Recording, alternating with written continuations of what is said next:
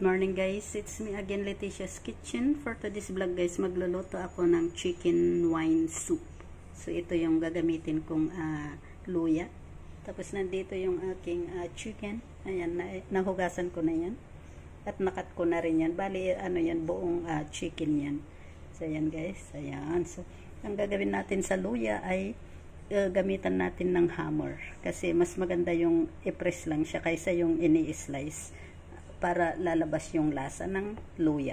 At ang gamit kong luya ay yung maliliit, yung organic na luya. Ayan, napakaliliit. Na-ham ko na yung iba. So ngayon ganito lang guys. I-ham lang natin yun.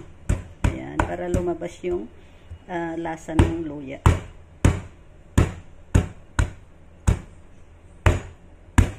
Ayan.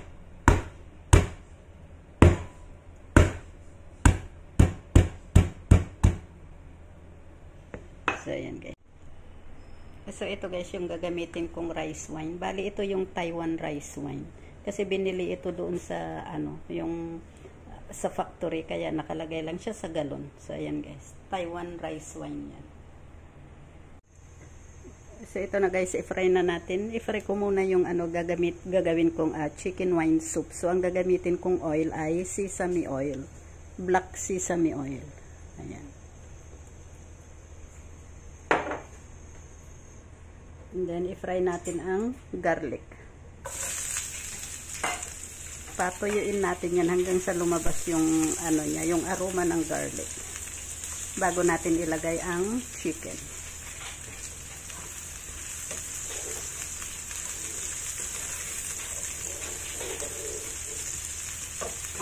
Ayan, maanghang itong luya na yan kasi yung maliliit na luya, organic na luya. So, yan guys, napakabango. So, ilagay ko na ngayon guys yung chicken. Ayan.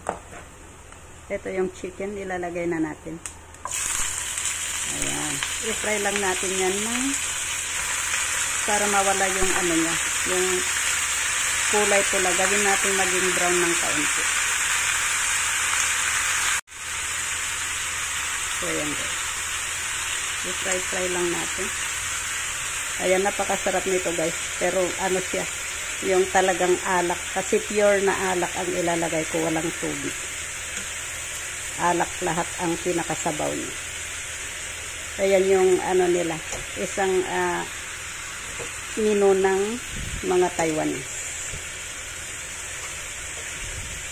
Ayan.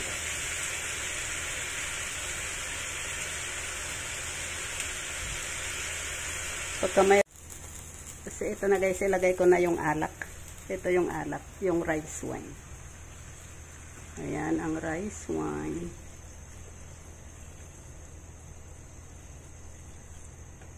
Ayan. So, pakuluan lang natin.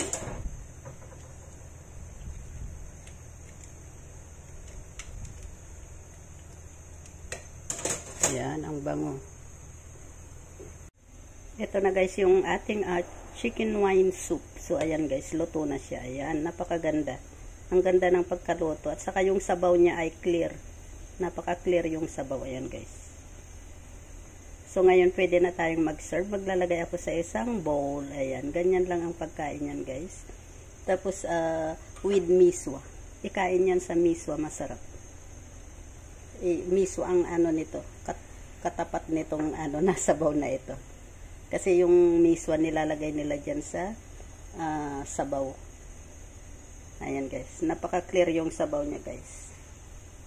Ayan. So ito na guys yung ating pagsaserve. Ganyan lang. Sa isang bowl. Ayan. Napakasarap niyan guys. Ayan. Ayan. It's yummy yummy. So thank you guys for watching. Please don't forget to click like and share. Thank you. Bye bye. God bless.